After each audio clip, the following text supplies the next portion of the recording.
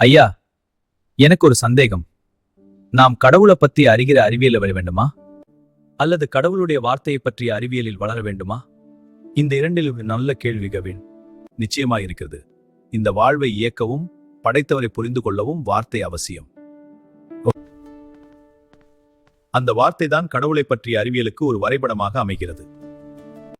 ஒரு கருவியை இயக்குவதற்கு எப்படி அதன் கையேடு தேவையோ அப்படி இந்த வாழ்வை இயக்கவும் படைத்தவரை புரிந்து கொள்ளவும் வார்த்தை அவசியம். அந்த வார்த்தை தான் கடவுளை பற்றிய அறிவியலுக்கு ஒரு வரைபடமாக அமைகிறது. அந்த இலக்கு தான் கடவுள். வார்த்தையை கடந்து அந்த வார்த்தை சுட்டிக அனுபவபூர்வமா உணர்வதுதான் கடவுளார். சுருக்கமாக சொன்னால் வார்த்தை என்பது அறிவியல். அறிவியல் எப்படி தேசிகன்? கடவுள் என்பது அனுபவம். அது எப்படி? வரைபடம் இல்லாமல் பயணம் கடினம், ஆனால் வரைபடமே பயணமாகாது. அத்தியாயம் 3, வார்த்தையா அல்லது வாழ்வா? நண்பர்களுக்கு ஷேர் பண்ணி பாருங்க, பிரஸ் பண்ணி முக்கியமாக உங்கள் எண்ணங்களை தெரியப்படுத்துங்கள்.